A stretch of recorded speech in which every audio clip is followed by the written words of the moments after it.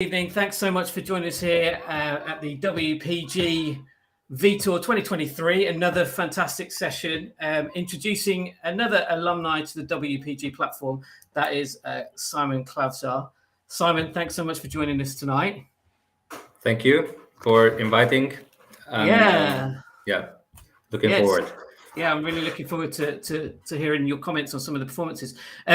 Before we do that, though, do you just want to maybe just talk a little bit about yourself, where you're from, and sort of your activities since being part of the WPG platform, which I think was that 2017? 17, yeah. Yeah. Okay. Yeah, great.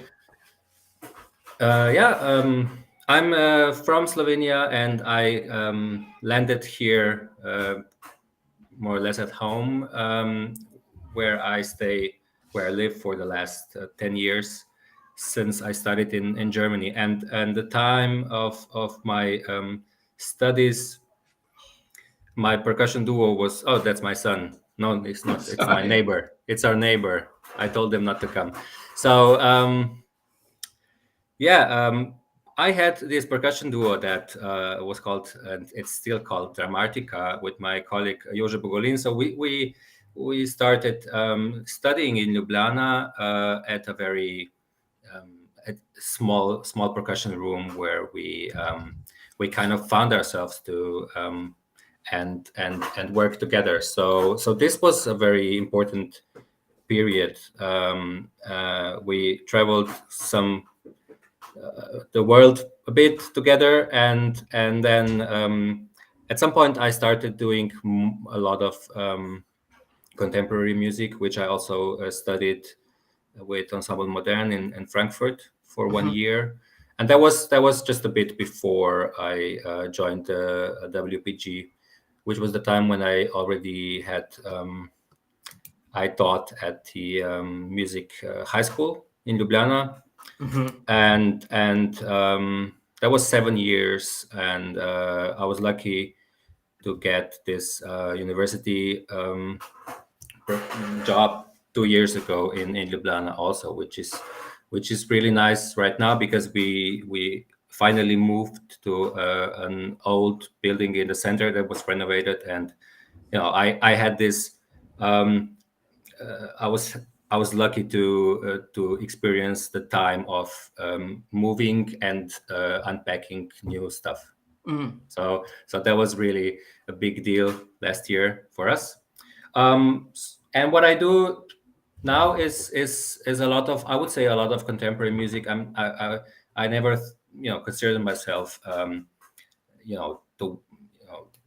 new music freak in a good sense, like somebody who really knows it and is constantly checking the scene. But I enjoyed that always, and I thought this is just playing ensemble chamber music is something that I also enjoy, besides percussion chamber music and things like that. So yeah, it's that's pretty much. Yeah, great. And for those of you in the WPG, if you want to check out Simon's playing, you can actually go to the Video Vault. Some of the older videos are on there. I'm sure he won't mind you watching those. I look back fondly on that tour, and I remember you doing a lot of the performances. And one thing that struck me was like your ability for consistency, like at a very high level all the time, like excellent playing. So I remember that. And I think, was it the quartet that you were in Ecure, weren't you? That's right. Yeah. Cool. Nice. All right. So we're gonna. Yeah. Sorry. I think it was. We had enough time to relax, so every performance could be, with energetic and yeah. Yeah. Well, I think that was the first cruise that we did as well. So. Yeah, pretty crazy, but okay, great. So we're going to roll on our first guest of the evening. He is no stranger to WPG. Good evening. Good evening. Hey, how you doing? I'm good. Good. So do you want to just tell Simon a little bit about the piece you're going to perform, and I'll cue the video up? Yeah. This is Variations on Lost Love. It's an American piece. I've been working on it for some time and going through different versions. And this is the current version. I recorded it just this last Wednesday in one take, just to get it as authentic a masterclass feeling as possible. So that's it. All right. Is this quite a long one? So is there any particular bits you want me to focus on? Not really.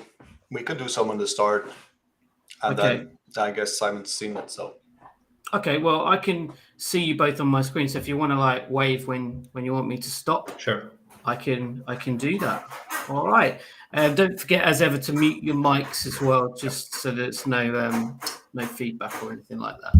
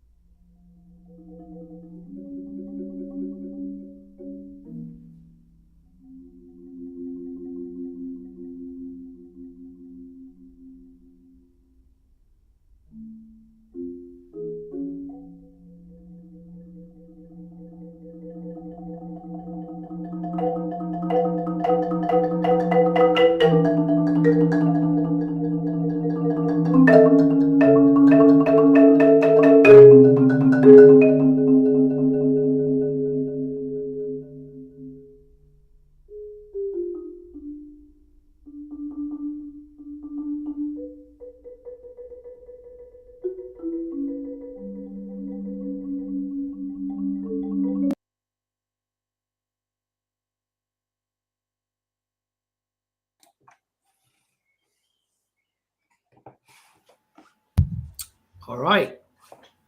I think I had a little signal from Elias then. So hopefully, Simon, that gives you enough. Sure. Hi, Elias. Elias, however you want to say it. Elias is much easier because we would also say like that. Oh, perfect. So I'm happy to have somebody from Sweden, because I'm also in love with Sweden. I had this wonderful winter Northern Lights experience that I will never forget. The whole company that went there. So I'm also happy you met Philip and Giga. Philip is still there, right? And Yep. Giga is back. I just saw him a few days ago. He's writing music, pretty cool music. Yeah, he Nice. wrote 2 pieces for now, but really awesome pieces. So Great. I'm yeah. So he's doing well. Just Nice. I'm happy to hear. for you to know. And so you study in Tallinn, right? Yeah. That's great. We've been there with the WPG at your school, so I had a quick glimpse of your school. Have you ever been to Slovenia? I did go with Philip and his wife one summer. Yeah, we visited a lot of different places. Cool. It was a very beautiful country. Cool. So thanks for sending your video. It's quite a huge piece from Maslanka. A bit different than those that I played. One of those that I played a lot is Songbook. It's a piece for saxophone and marimba. It's pretty easy, Right. but really nice. We enjoyed to play that with my saxophone duo. So yeah. So I think to me in the last years we think and discuss tremoli quite a lot. I mean, it's the it's the thing that's very important in this first part. And what do you think is what I think is for most of my life also.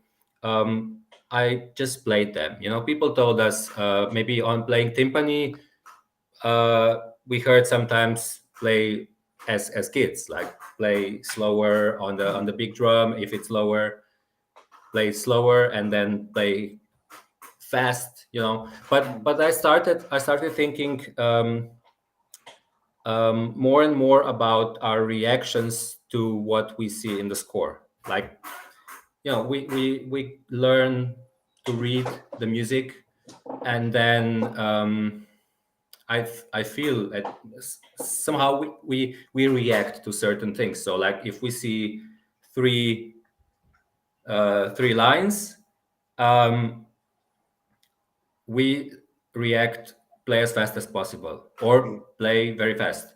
It's the technique we react with, not the sound, not what we want to achieve. That's our subconscious way, I feel, and it's a very interesting topic to me. And so with it's something we discuss quite a lot with students. To try to not always react in the way that we were taught as kids, let's say.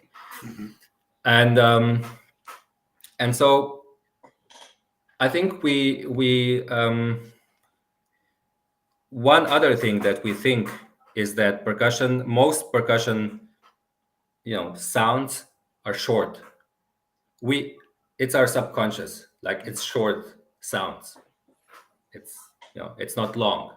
Yep. And then you see yourself, it's like, if you listen to it, if you say like, okay, I'm gonna check how long this bar sounds, right? And then it's usually much longer, and it's with the bar, it's with the snare drum, it's with anything.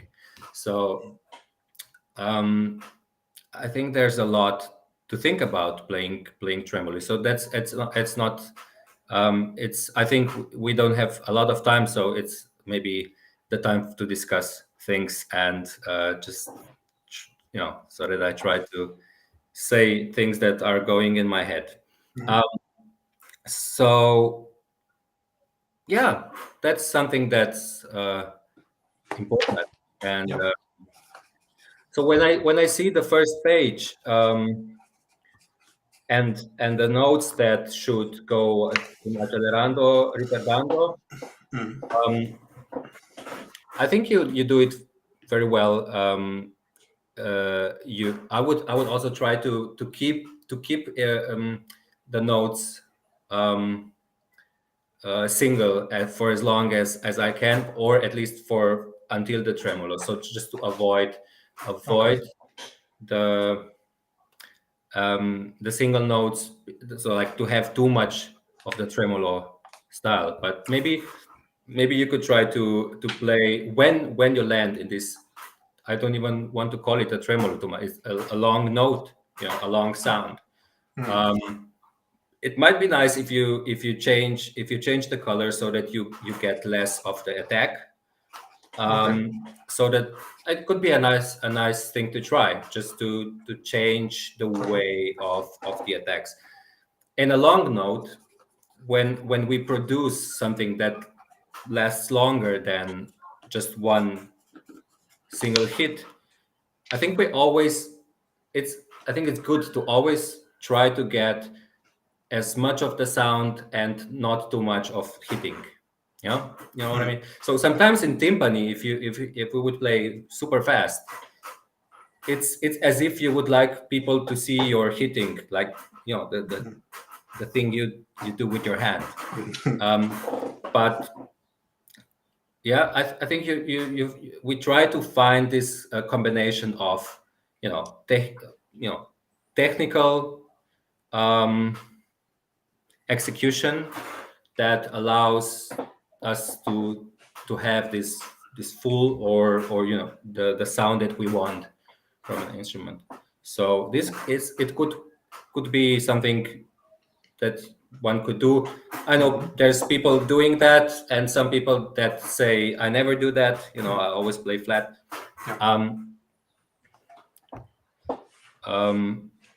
But yeah,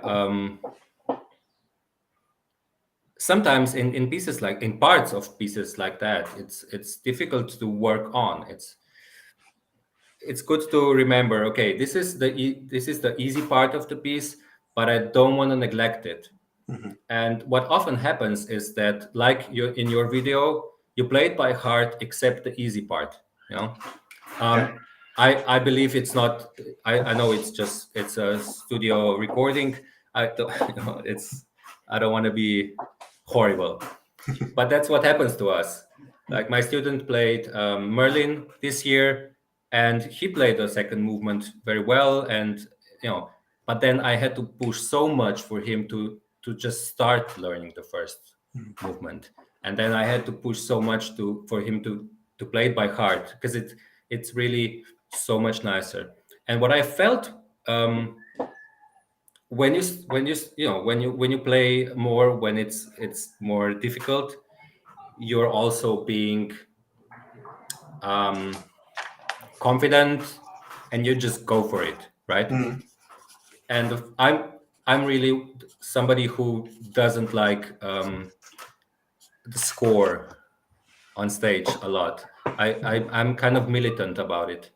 I know life doesn't allow us to always play by heart, but it just makes everything so much nicer. Like there's a black. I'm not saying you're the one who doesn't want to play by heart, but since we have this topic, it's just usually a black thing, and there's papers on it, but this structure, it doesn't belong there. It's just, it doesn't make any sense, right? We're used to it. Yes, we are. But so that's my problem with, but what I thought in the first part, why I would say it's important to play by heart is, sometimes I get a feeling, if you look at music, I feel he is playing the composer's emotions. He's showing us what he and if you don't have the score, it goes more from you. It's something that you really want to play for us, to express, I think that's the difference that really is so nice. Of course, it's not a critic, but I enjoy it much more in general in a concert when people play by heart, and then I feel it's them that I get like yeah. Do you want to say something in return or ask? No, I mean, in general, I really agree with you. Like, of course, a lot of the times we don't play the easy parts by heart because in a way, we practice them less because we don't need to practice them as much, which means that it takes more effort to consciously learn them by heart, if you know what I mean. Yeah. So I guess that's the case here. Of course, I could probably play it by heart. For now, it's just silly. It's just a security thing. Like, I know I would probably play it mostly correctly if I played it without the sheet. But that's what we need to do if we play complicated stuff by heart. And if we decide to play stuff by heart and we don't have a lot of time, you just learn it. You learn it. Like, that's why we go to school. We to school in general. We learn to learn also. And sometimes it's good to have this option to be able to say, well, this is the music and I will study it and learn it. So one thing is to first to interpret what it means. It's symbols. We take it for granted. It's very obvious to us. But just we can think of it in many different ways, and there's a ton of things that the music doesn't tell us. I'm not talking about dynamics in Bach, or something like that. Like, to me, the score tells us where the sounds start, but most often it doesn't say where they stop. And it's just, to me, it's an important factor that I didn't think for most of my life. Every sound will stop at some point. Of course, if we damp or do certain things with the ending, yes, you can have that in the score, or you can regulate that. But most of the time, it's not in the score, and we don't think enough about it. And this is important for our motion also, like the movement between the sounds. How we move. And I think most of us would agree that we don't think about that enough, at least. Yeah. And what I see a lot is that we have we don't move efficiently. So sometimes, especially if we have difficult things to play, and if you think, like, if you check, what am I doing physically? What is my body doing? My legs, how do I go from this note to the next? You can find many things that will help. And instead of repeating a difficult pattern for many times. So one thing is interpreting, and then trying to learn to play. But then there's this learning by heart, and not only playing by heart when you have practiced enough to be able to do it, but just deciding I'm doing that. And it could even be more secure in the end, because you've learned it. You think, okay, I need to learn the music in some different ways, like with our muscles, and then also maybe harmonically or whatever you find. Yep. So I enjoy doing that. At least sometimes it's there might be a situation where it's just too much, it's too complicated, and if you push yourself, always it could be too stressful. But this is one of the cases where I think we should push ourselves. The easy parts of pieces like that, like also Merlin, it makes sense in many ways. It's not just about that we would also like to play it by heart because of everything we talked about, but we should give it more attention. Like when you said it's easier, so I don't practice it as much as I practice the hard parts. I don't think. I think it's wise to try to have just work more on the parts that we can play, without any serious problems. It's also good for your self-confidence, I think. And maybe sometimes starting practicing the piece with an easy part. So yeah. I think your sound, the sound of your roles of this first page that we heard is really nice, and I see this. I can hear the details, so it's not just notes that go in accelerando and then a lot of tremolo, but it really is structured well, I think. And then when you start if I can just say one or two Absolutely, yeah. Specific things that I noticed when you play the independent role. I don't know what do you think about that? Like, how do you do it? What's the way to do it? How did you learn?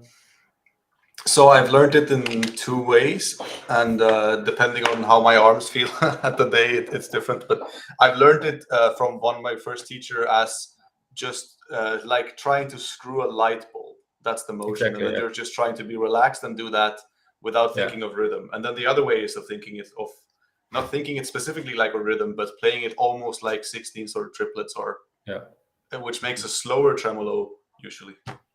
Yeah. So I also think turning around your index finger, so like I would think you can really try to relax that more, and with that, so what I would try to correct or sound better is the balance, right? That's something that we all struggle in independent role playing. And sometimes to achieve something, sometimes it's enough to do something different, not to try to play equal, but just to relax or just to, so I think also slower. Yeah. Again, this could be a moment where we play very fast because we just think that's the way we should play. So what you want is this, just listen to the sound and then think about how much hitting key you need in order to sustain the sound.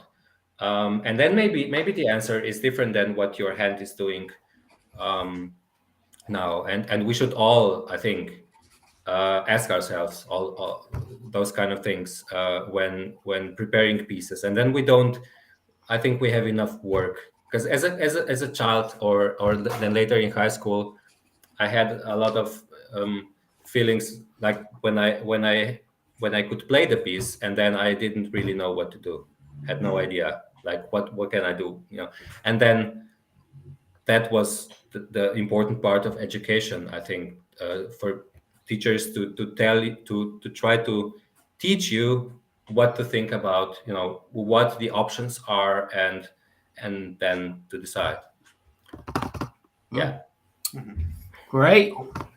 Thank you, Simon. Yeah, thank you so much. Well done. Thank you. Just one thing that I was taught at college, which I found quite useful with regards to the one-handed rolls as well, is actually developing like the muscle groups there, because that motion's not actually that common in life. Yeah. So like practicing tambourine rolls can actually help with that, both hands, because it's like developing. Obviously, you've got a lot more weight than you have behind it than mallets. So it's just developing the strengthening part of the muscle groups as well as like the control. I've found quite useful. So Yeah, that's good too. And I think in general with that also can be done with independent role, but in general, it's really nice to work on your levels, because at you could play when you play two notes in one hand, more or less the same, and there's many kids that I see that do that and don't think even about. And then you ask them, like, do you think a pianist is or anybody is playing all the notes in one hand, the same dynamic always? And they say, of course not. And I think it's a very very easy exercise or technique. I just tell them, if you want to hit together, then the one that you want to play more is going to start higher, and then when it will hit together, it will be faster, and this speed will make it sound stronger. And it's really just this kind of weight exercise where you put more weight on the inside or the outside, and then you're pretty much able to do any version of that. And this could also be the thing in one in independent role, because maybe we also play it to in one way, and if you try to do many different ways, then maybe this one way will also be controlled better. Could be. Yeah, cool, great. We're gonna have to move on, sadly, but Elias, thank you very much as ever. Very good. Thank you. Yeah, we'll just put you backstage. See you later. All right, we're gonna go to Texas now with Graham. I think, yes, I've done that right. Hey Graham, how you doing? Hello, I'm doing great. It's great to be here. Cool. Do you want to just talk briefly a little bit about your performance? Yeah, so this one kind of probably needs a little preface and explanation for it, but Yes, please. What this is I played Glenn Cochie's Monkey Chant a couple years ago now, I guess, and that's kind of been a big part of my repertoire that I like playing. And after a trip to Indonesia and like studying Balinese gamelan at school a lot, I made an arrangement of two different Balinese gamelan pieces that would serve as like a 10 to 12 minute prelude for Monkey Chant. So it uses a very similar like multi-percussion setup. And so this recording is from a recital I gave in December of last year.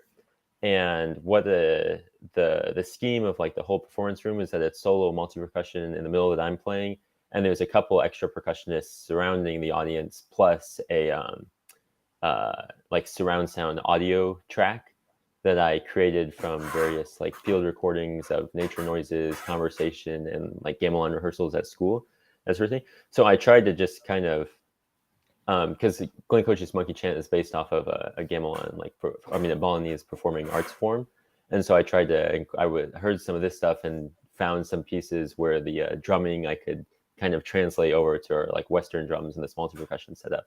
And so I created this kind of interesting, more long form piece for it, I think.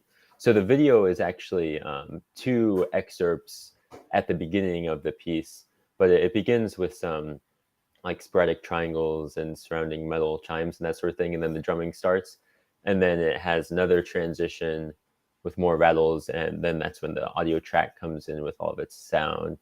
And then it goes into a marching processional music that I play for about 4 minutes until Ocean Drums and Rainstorm is another transition device to get into the actual Monkey Chant.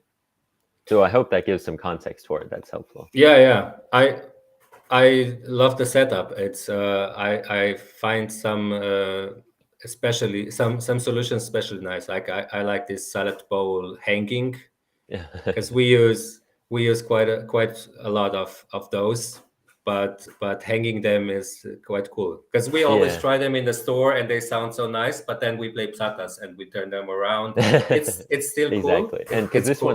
this one has a But this is contact really mic nice. on it too. Yeah, also. Yeah. And the small the piccolo hi-hat. I think there's many nice things you put there that aren't usual, and you it's really interesting when Thank they exploring all the different when you play sound them. possibilities and that Yeah. sort of thing. It was really fun with this piece. All right, so this is 7:28. So do you want me just to wrap the whole thing? If you could start at like 20 or 25 seconds. The opening like half minute, I think, is just like triangle notes. It's important like compositionally for the piece, but there's no action until it. Yeah. All right, here we We go. could leave the whole piece. Yeah. Okay. Oh, sorry. I'll start from there. Okay.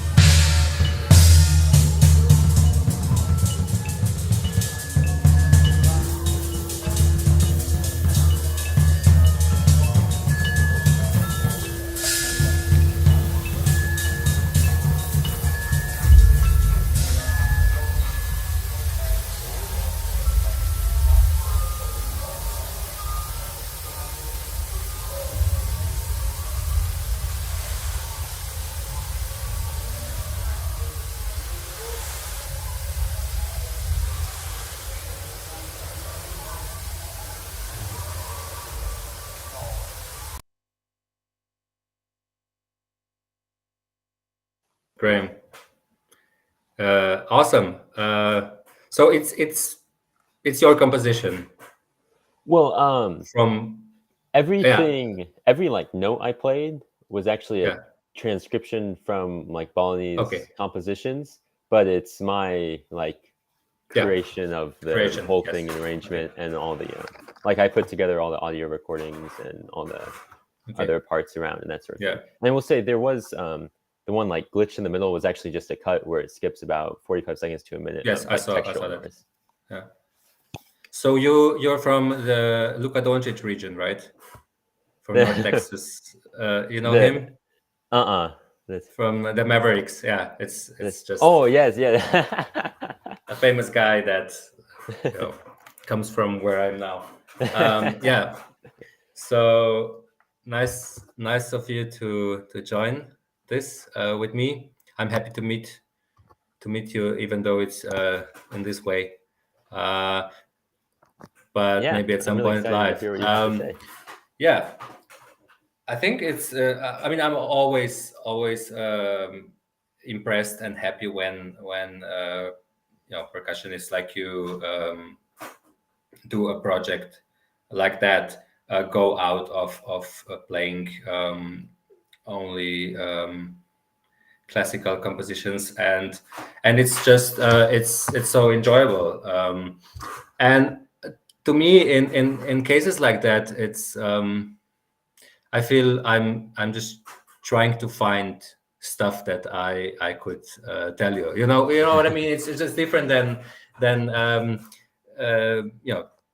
teaching pieces that you also know and so on. So I don't want to do it so much, really. I just I like to enjoy it, and then if something is in my mind, maybe I comment. But so let's just talk about what I think and if it does make sense or not. Because you say you transcribe this music. So what I feel when I listen to it, apart from it sounds great, it has this fat bass kind of sound.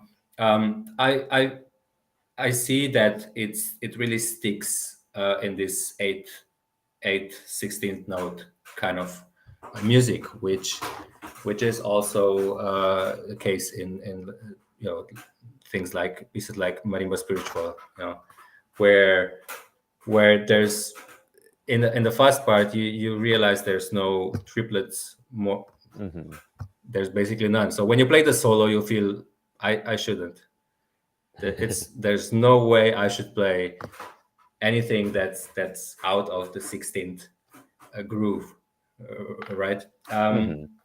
So when I listened to this piece earlier today, and tried to think, is there anything I would suggest?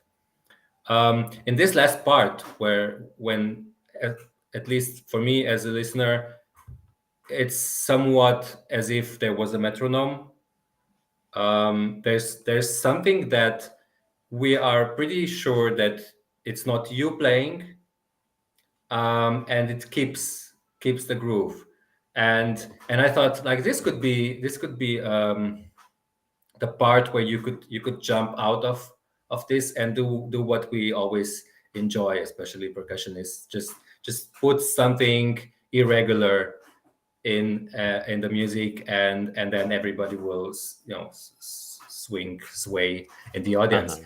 Maybe that's something you aren't allowed to do at all. So but I think the last part is quite long. It's difficult to say, is it too long, is it too short, is it it's meditative, it's Mm-hmm. but there might be space for some spice from a percussionist. Yeah, that's what I thought. As I was creating this, that was one of the bigger questions, was that section, like how long should it go? Because it's kind of like an excerpt from a much longer like processional music, Yeah. And the thing keeping time is actually I looped the bowl and that kalimba, so that metal sound or those 2-bar phrases just keep looping all the way through underneath it. But I hadn't ever thought about just like maybe even improvising a little bit, or just changing up like my part a little bit in the middle of that to add some interest. So I think it's so nice seeing you play without any headphones, or there's this sound that is in the hall. A part of it is your playing, but it's not this this kind of click way of playing. So I like that. I like that a lot. It's also what happens with us playing with tape. Usually, I think in the end we decide it just makes so much sense to play without the click, without the headphones. Not always, but so in this case, I think it's really important. And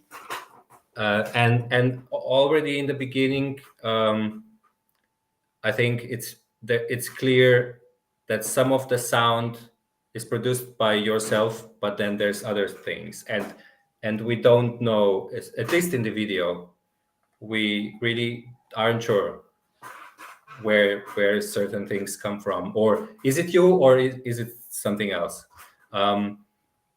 which is cool.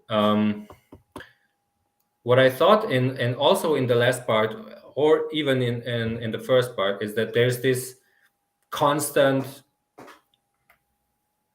big bass sound, and could you play with that a little bit more, so that there's a, so if you say I want the last part to be longer, maybe you could just play the metals for a while, because now when you don't have this bass drum tom sound, it's mostly the parts where you play out of, it's not in the groove, right? Am I correct? Yeah, I see. So if you want the piece to be longer, which I understand, it could be also cool,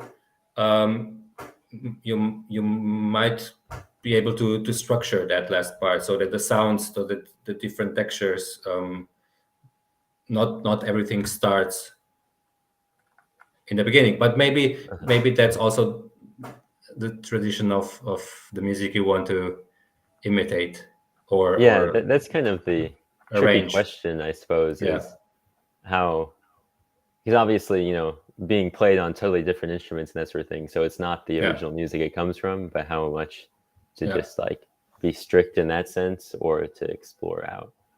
And I feel like the more time I've spent like away from this project and like rethought about it again, or like what I would do differently, it's kind of just, I keep wanting to expand out from it more, I would really go for rhythmical,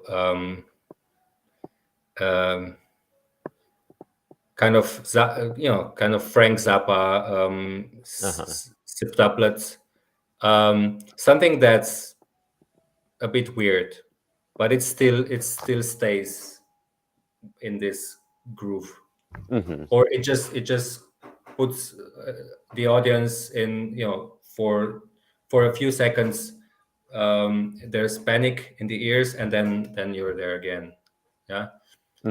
This kind of thing is always so nice if we play, or rhythmic modulations, right?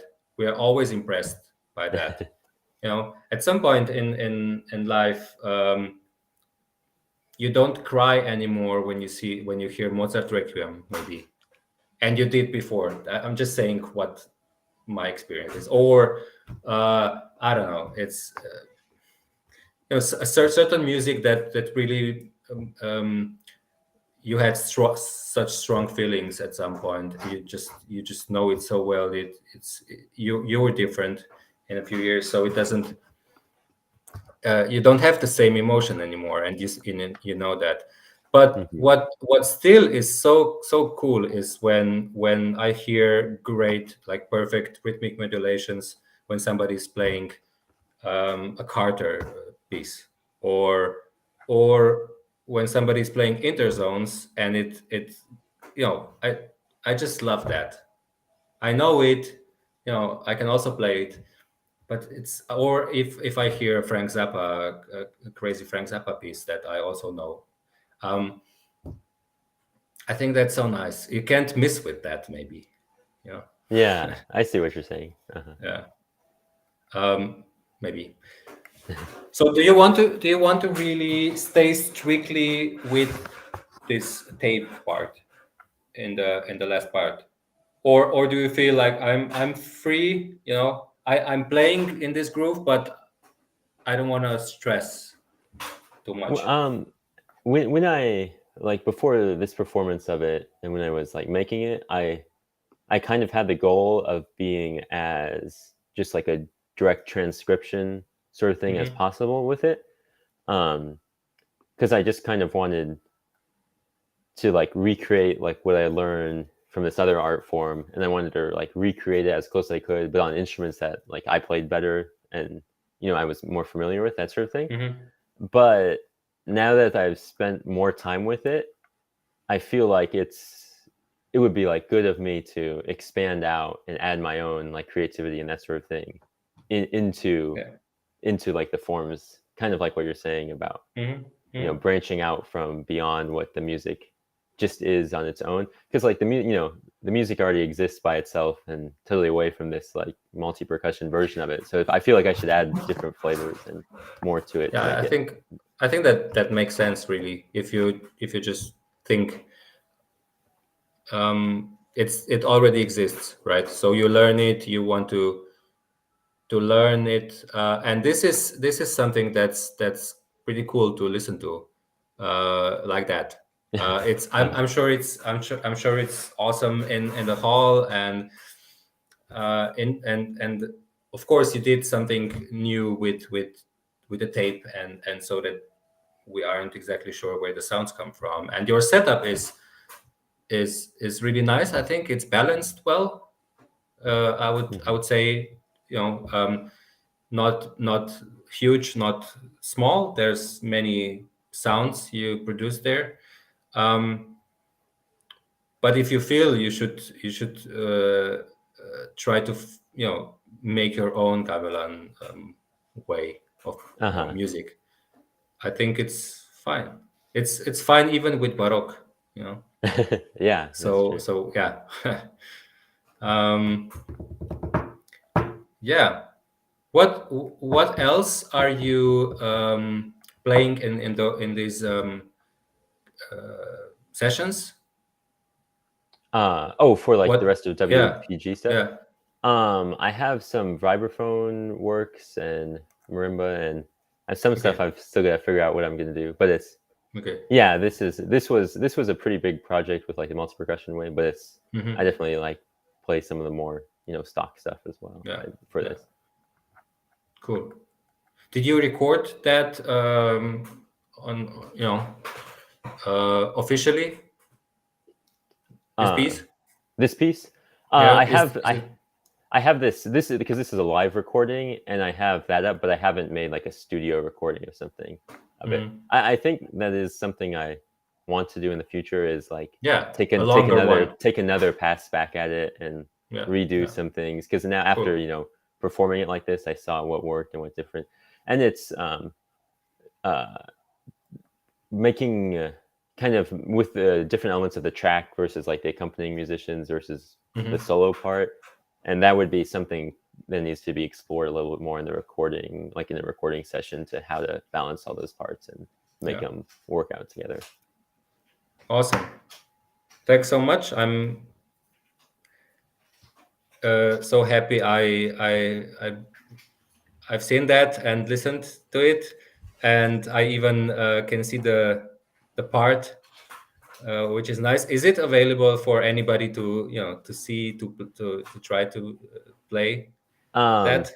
Is it published? It's not published at all, and like, because I'm sure you look at the score, and the score is very haphazard, because the like gamelan music is never written down anyways, so it was just that was my like transcription guide, just to be able to play it. But like even in that performance, I don't actually stay true to like what I wrote down, so I would have to like go back through and rewrite out things, and But maybe one day, maybe. Maybe one day. Yeah, I think it happens too much with people composing or arranging. Today we just don't publish anymore. Not enough. Not enough. I would say. Well, maybe that'll motivate me to actually do it, because I had when I did it the first time, I was like, oh, this is just like a project that I'll do, but and it would be, I don't really see other people playing it. But then it turned out kind of well, I think. So yeah, excellent, cool, nice one. Thank you, Graham. Thank you so much. Thank you. Brilliant job. Okay, just pop you backstage for a minute. And next, I think we're going to go. Yes, we are going to go to Las Vegas. Place very close to my heart. Mine Hey, too. Ryan. Hey, Simon. Hey, Tim. How you doing? Yeah, good. Great. So, Ryan, just want to talk a little bit about the Gary Burton Chick Corea. Yeah, I'd love to. Thank you. So this piece is Senior Mouse by Gary Burton and Chick Corea, their 1973 recording. What I did is I loved this piece. It's one of the very first pieces that introduced me to jazz, made me want to be a musician early growing up. And there's not really a transcription of this. So what I did, and you'll have noticed, is I transcribed this with my friend Cameron, who will be playing the piano with us. And we had a great time learning this together. It's not fully completely transcribed yet. There's 32 bars of rest towards the end that I've got to finish transcribing. But this piece we performed live, and we had a lot of fun doing it. So this is our version of the transcription of Senior Mouse. All right, great. Do you want me to play? We can play the whole thing if you want. Wherever Simon would like to start. Okay. Yeah, I'll raise my hand if Yeah. but Okay, cool. Yeah, we can listen to the whole. Okay, I'm here, so raise your hand when you want to stop. All right.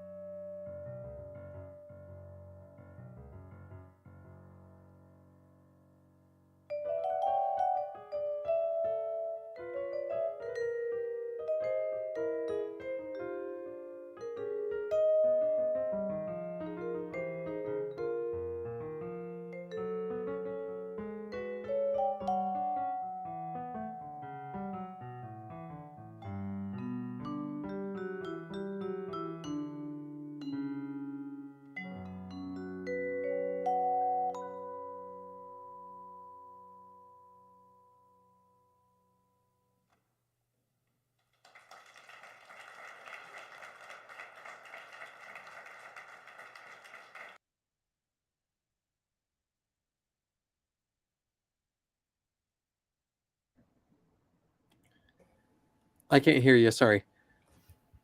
Now. No. Yeah. Okay. Yeah. Okay. Cool. Thanks for playing this for us and transcribing.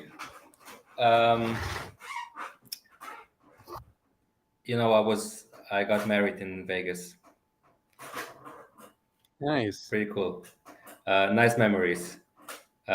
We plan to bring the kids once to the chapel. You're not married yet, or you are? I am. Yes. You are. Also there. I got married in Utah. I'm originally from Utah and moved out Okay. here for school. Cool. Awesome.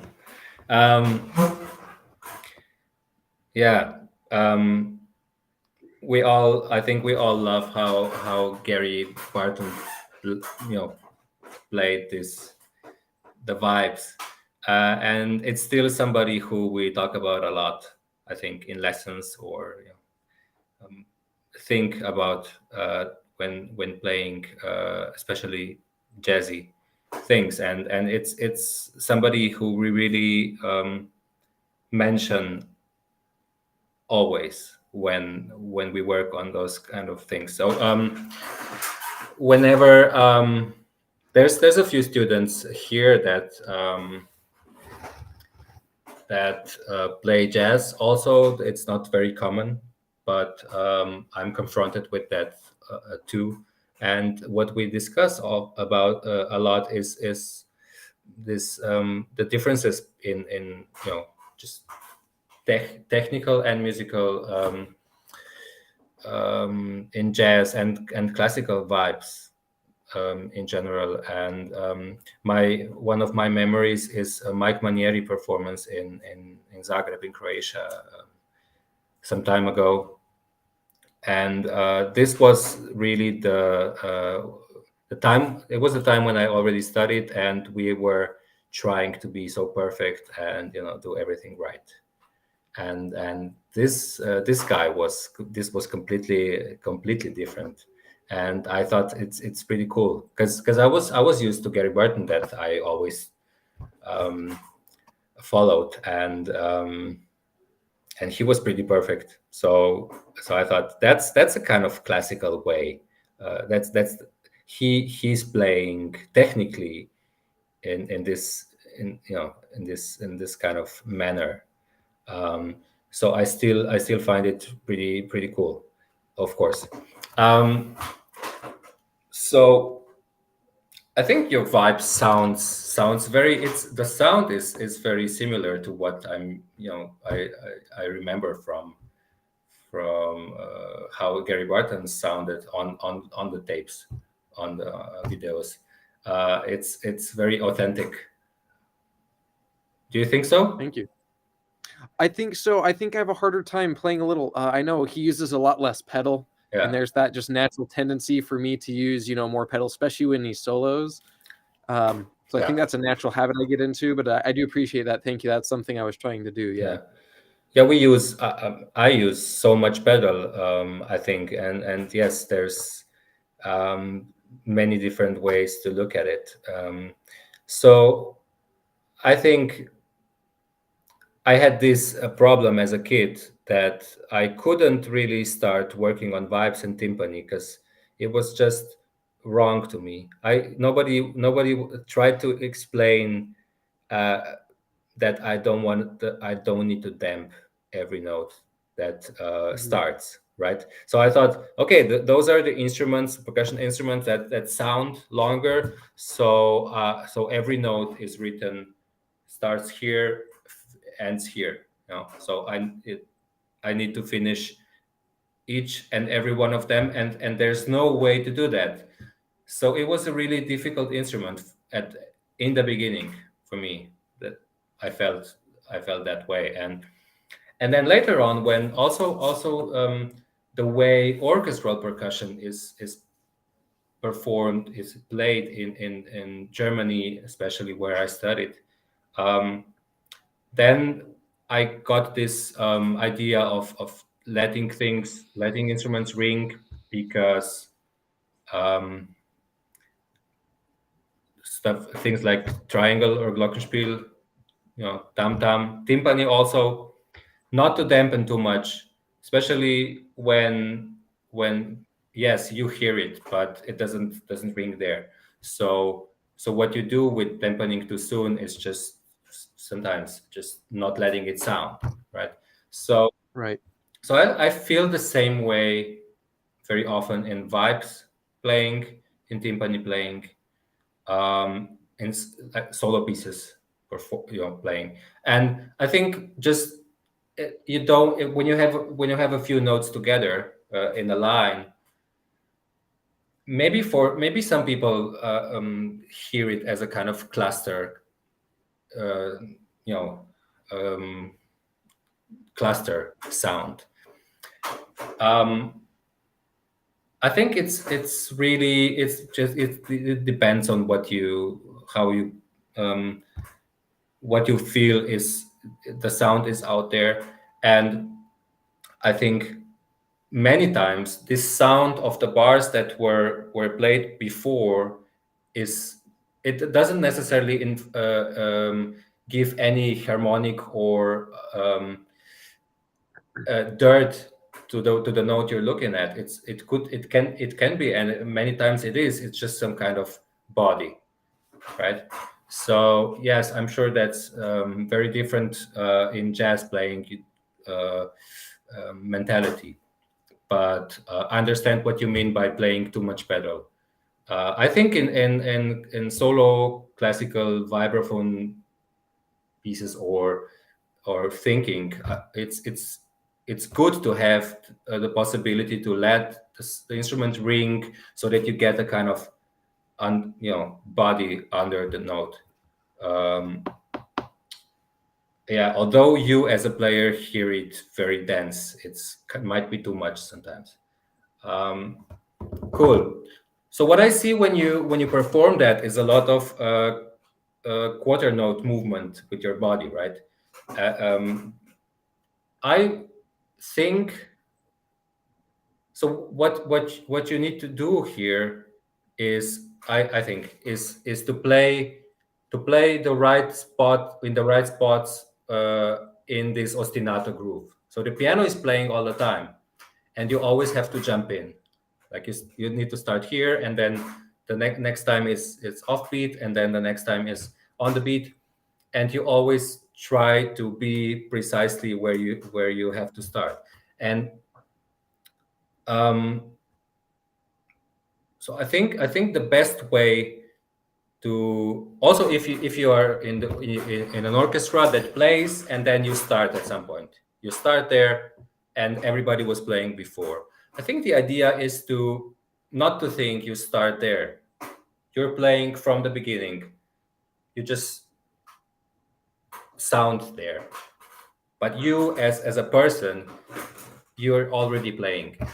People would tell you subdivide or count before you start. I think one way to say it is just you play the whole piece. It's really something that we experience a lot, percussionists, right, in the orchestra. So you start and then you stop, but the music is started long ago, and it will still go on. And yeah, I think that's the idea. So you produce sound in a certain phase, but your body is in the piece all the time. And I think that's also the case here. You're more solistic. Yes, it's a different situation, but the same kind of task. Yeah, every entrance is difficult. I think because there's somebody playing with you that's not perfect. It's not a metronome. You can't say I'm just going to count and that's it, right? Mm-hmm. In chamber music, it's if you start playing, you need to start playing with somebody, and this is not somebody perfect. So you should always try to play with him or her like the whole time, and then start where you are, not where the other person is, because you're also there, right?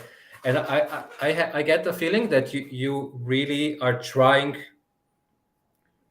to feel the beat, but maybe your reactions aren't really where you want them to be. I feel. So since I'm here and you are playing this for me and you ask me, I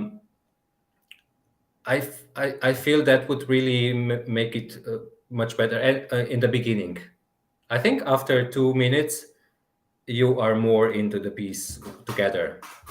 So I would really suggest you try not to move as much, because when we do that, we don't allow the listener to hear longer musical thoughts, phrases, whatever you call it, because they see you cutting it in a way. Right. So I think it's better to try to get this pulse groove rhythm in your heart, brain, in your body, and try to feel the music the whole time, and then just play the sounds whenever you're there. It's kind of philosophical also a bit, but I think you really want also to show longer musical thoughts, and by connecting them visually as well, because most of the time in life people go to the concert. In Slovene we say go to the concert. Not I am going to listen to the concert. I don't know. It's difficult to explain, but all the expression itself is you go there. It's not only listening, but what we sometimes think is we listen to the music.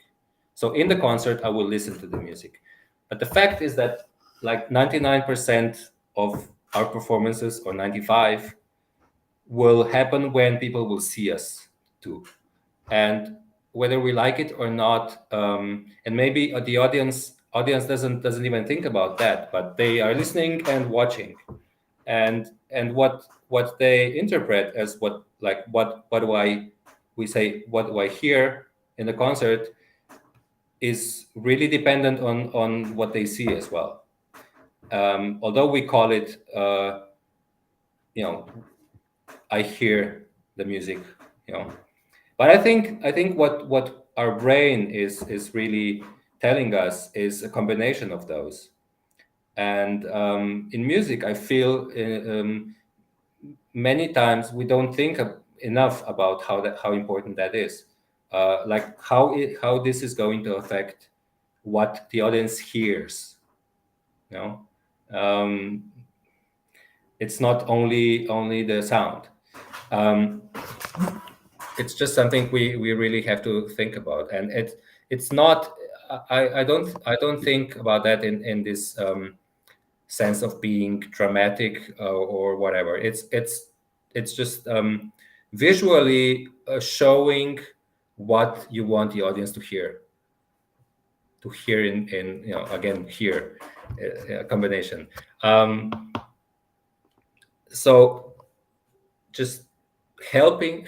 We help the music. We help the audience to understand what we express. Like, it's long.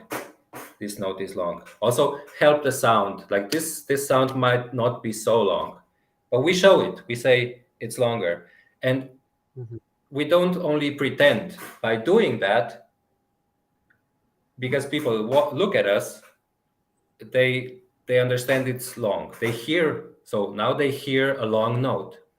Although the visual part is much clearer than the sound, but that's also something that I think it's interesting to think about, and you can get many ideas, and it helps interpreting or creating stage performance. So I think that's something that's I would suggest in the theme part in the beginning part, to work on being really strict in time together as a chamber group, and then maybe later on in the improvisations or other parts. Yes, of course, we also think if there's a place where I can be liberated from this super strict rhythmic music, I would like to take advantage of that. So, but it might not be the first part really. So, does that make sense? It does, yeah. I really like how you explain to kind of be more allow the audience to be immersed in the music and to make it a whole experience rather than just listening. Yeah, that gives a lot of thought for me to work on. So thank you. Yeah, I think that's a fact, but we don't really think about that. I mean, we all know we see performers, but it's more important for the performer to be able to control what they express. So, like, what is the audience's understanding of our performance? Do you have anything to ask or anything to comment in return? I would just I like how you explained with making the phrases longer. What ways do you go about, let's say there's a phrase, how do you go about discovering and finding out for yourself how long it should be, whether that's singing, or I just want to know your thoughts on that so I can find additional ways to learn with that, just how to work out a phrase to make it more for the audience. I mean, the experience that I have with people telling me to phrase, make music, it's really abstract especially for a young high school student or a kid. But you would hear that. And one way to learn musical things is sometimes with kids is just start using the words, and then at some point they will understand what they are. But I think phrasing and make music is really hard. And then you can struggle. I did, because it sounded like the teacher or whoever told me that knows exactly what it means, and I have no idea what to do. I think generally musical imagination, having many different thoughts about the music, and certain details, how you can express those. Experience, of course, like what do people tell you, and how you interpret pieces, and then at some point you have a certain amount of things you can do, or phrasing. I don't know. It's just it's parts of music. I really don't want to make it or can't make it really very theoretic. I think right now, I think with the movement, with a lot of movement on the quarter notes, it's breaking the music a bit from the listener side, and I'm especially because I don't think this helps a lot with the timing. I think you should get this more in your body. One should get it in the body and physically just do whatever you want to do to achieve the sounds, the timing that you want.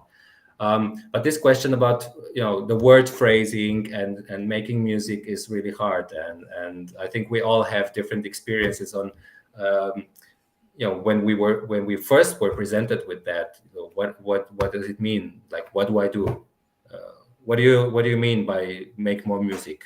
But we hear those things a lot, and I don't know exactly what to answer. But yeah, just musical thought. I think it's a nice word. Something that you can connect in the music. singing, yes, singing is something we do a lot. From the early age, we are able to sing, and oh, that's my daughter. She's singing too.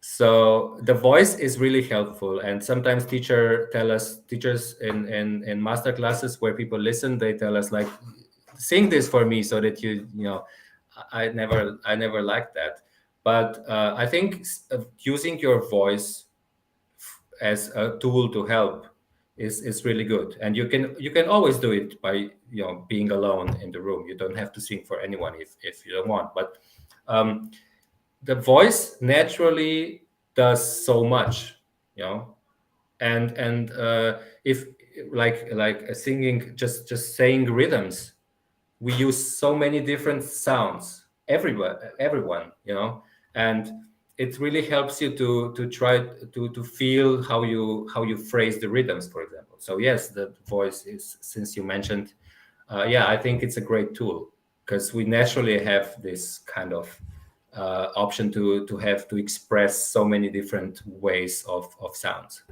of in rhythm or melody or phrase. Great. Sadly, I'm going to have to wrap things up because we are running a little bit behind now. So thank you, Ryan. Great job. Thanks, Ryan. Thank you, Simon. Simon. Okay, good. Now we're going to go to Oslo. Dagfinn. Hello. Hello. Hey, you want to just say a little bit about your piece? So this piece was written for Vanessa Porter 2 years ago or 3 years ago, I think. Something like that. And I'm not sure exactly so much what to say about it. One of the main challenges I have from this piece is there are, or when I was practicing, it was no recordings because it hadn't been performed yet. So like I've gone through a lot of different steps on trying to how to interpret it, and this is one of the versions I'm happy with. Okay, cool.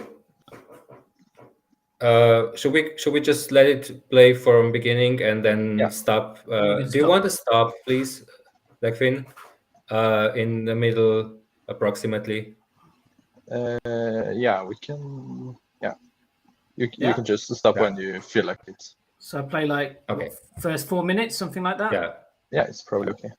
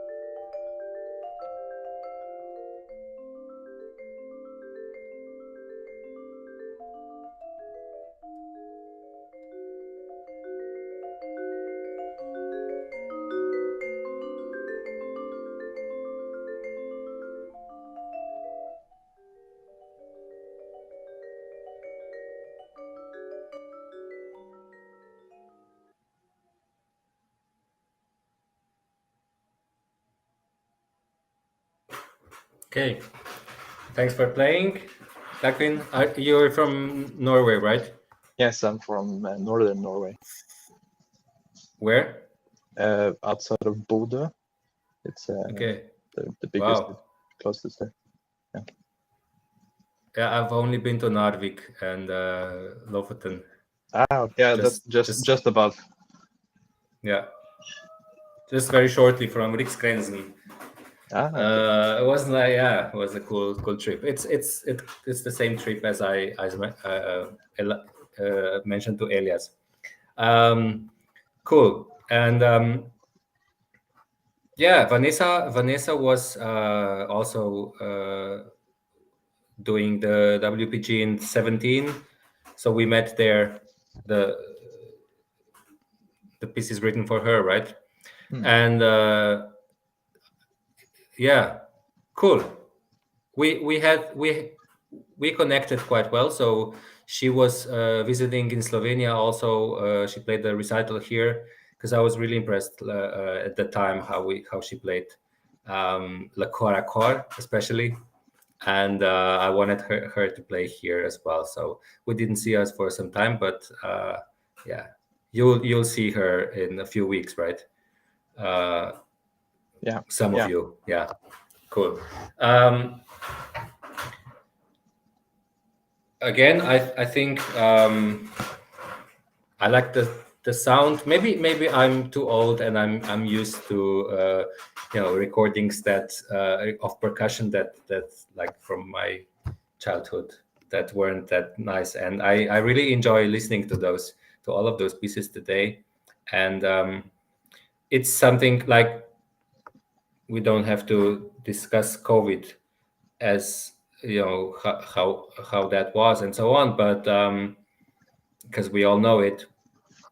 But we teachers were from today on tomorrow we started teaching online, which was basically the first time we did anything like that, and this was pretty bad as we all know, and we complained about and so on. But then after some time we and the students kind of started doing it properly, and we saw that we can do that, it's possible, and I'm really, I support the idea of doing it still in this way, in the way like WPG is doing that, and I think it works very nicely. Of course it will never be the same as live, but we still meet. And what I wanted to say, if I can use those minutes now, we had this interesting project in between the schools of music academies of Ljubljana, Trieste, and Vienna. It was really quite a project because it started before COVID, and it was just trying out the technology of it's called Lola technology that allows you to play together, in different locations and to teach. And we were trying how this works for teaching and playing together. And you can really play together in different locations. And the funny thing about this project was that when the COVID was struck us, the project couldn't go on because it wasn't allowed.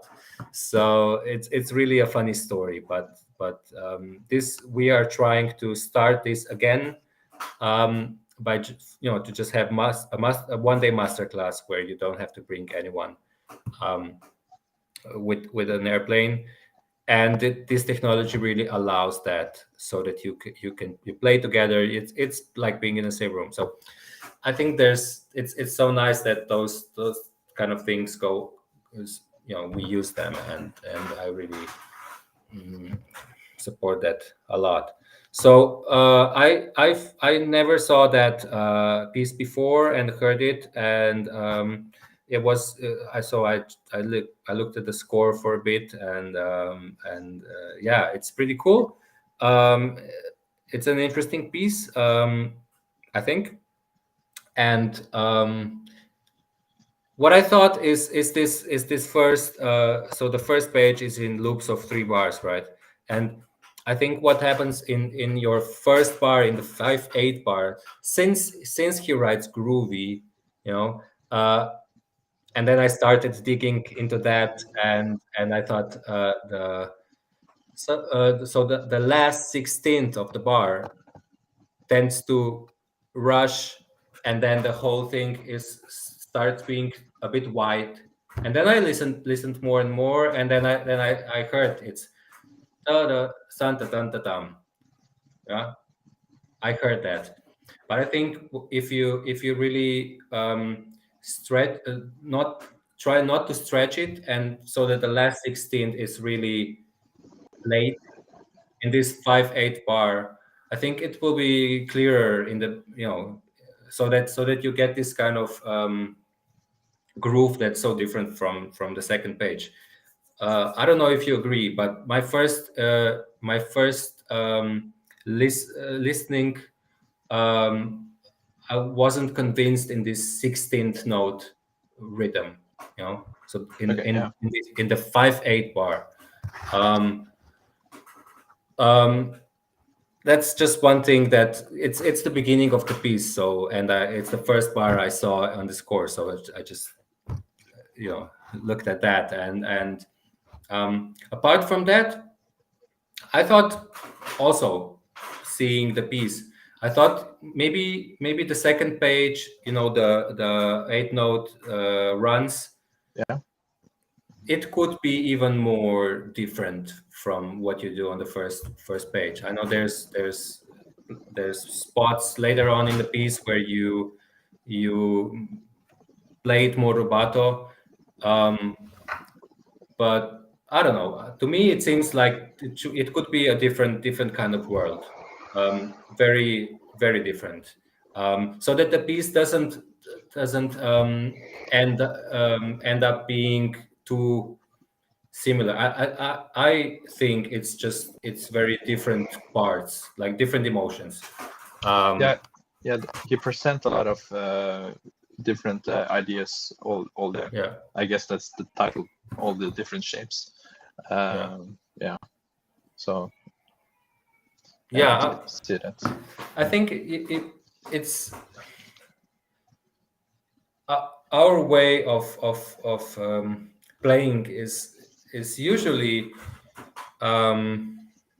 what's the name, conformistic. That's what we notice when we play. That's what my teacher told me always. Like if somebody told me play louder, I never did what they wanted. I always did a bit less louder, And I think it's pretty similar in all the ways. Like in the piano, in fortis, like of course you adapt dynamics to what the teachers say, to the space you play, blah blah. But my idea is I'm really being like I need to push myself in many ways, also character wise, to just express the thought, the idea I want to present more. And it's also what also it's not told by the audiences a lot, because the audience always says it was great, we enjoyed. You don't get any details, but teachers, like people who you ask to listen to you, what they tell you is a lot. It's like, okay, but I want you to play accelerando here, and then you say yes, I did it.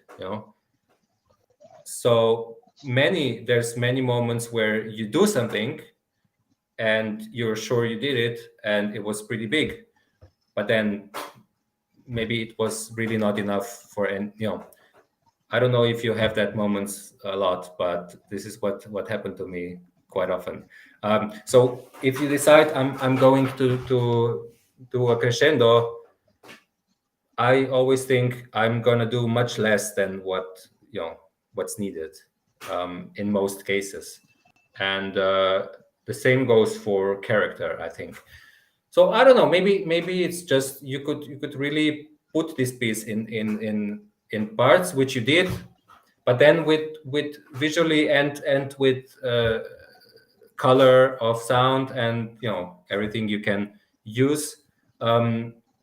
Just make it more different. I would think, or try to just so that we understand this is completely different, and then later on we will hear this is the first part again, maybe a bit different. Yeah. And in this sense, I would play the first page really strict, which of course you also do. Just listen to the 5/8, to the ending of the 5/8, and if you agree with me, dun dun dun, yeah, dun dun dun dun dun dun, dun or whatever it is, dun dun dun dun dun.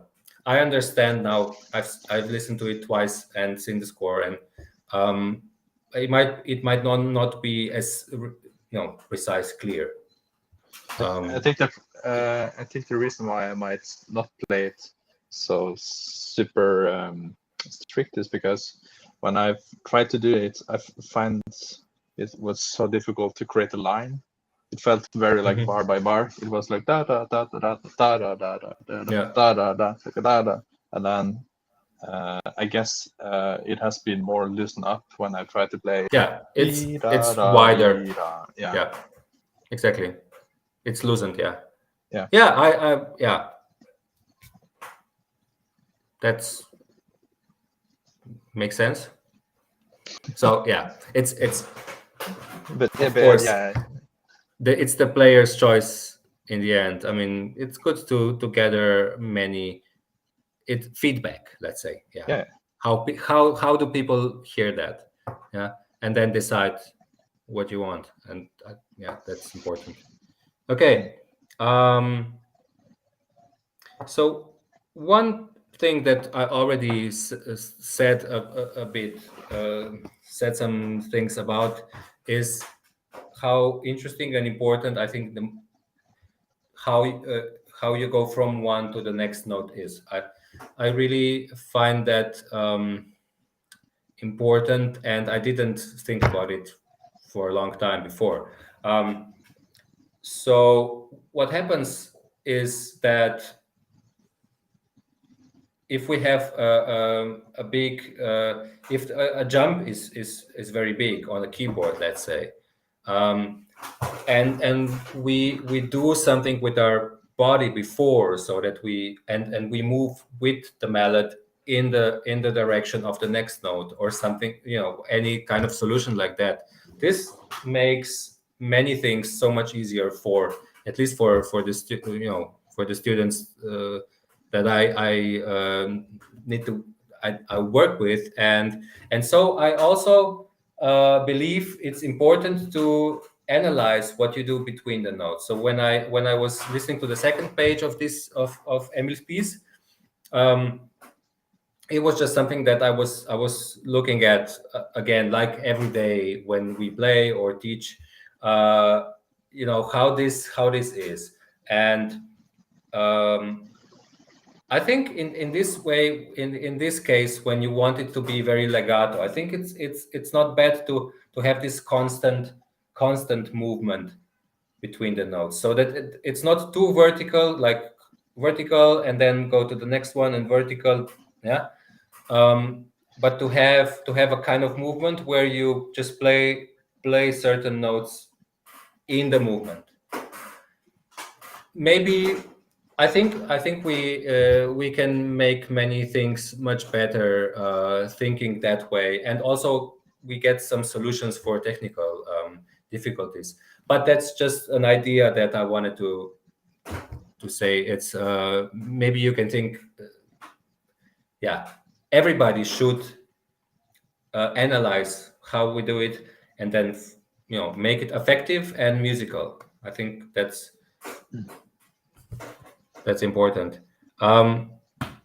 What I also feel is that in the fast runs, a very normal thing we do is to put a lot of weight on the first note. So if we have a series of notes, when we start, we put weight there, and I think it's really good to start avoiding that, and it will never disappear. I think it's something that we want to do. But my feeling is when there's a run, and if I start with too much weight, I lose too much energy until the end. So you know, if there's is there a specific point you think about? Because a lot of the runs in this piece start with like a finito. Yeah. So then it especially was very... on I don't have the score yet here now, so that I don't, and we don't have time. So it's just a very general problem that I notice. And yes, if that's the case, of course. And it's even bigger problem in vibes playing, because often if you have the pedal, then the first note it's too loud, it's too heavy for the others to articulate well. And I think it's energy wise and articulation wise very important to kind of learn to start a run light, except if you really want a lot of weight there, because the runs often need a lot of energy in the end. And what I often hear in music is that there's not enough. There's just not enough, and I think that's a kind of way of thinking about it. And also articulation, to not a run. We play often. We control the beginning and the ending, and then there's a bunch of notes in between that we just play automatically. And I think it's really important to control note by note as much as we can, and that means energy, weight, dynamics of that, and vibes. It's really tricky because if you have the pedal down, there's a lot of sound from before, so it's really difficult to think which sound how much. Good.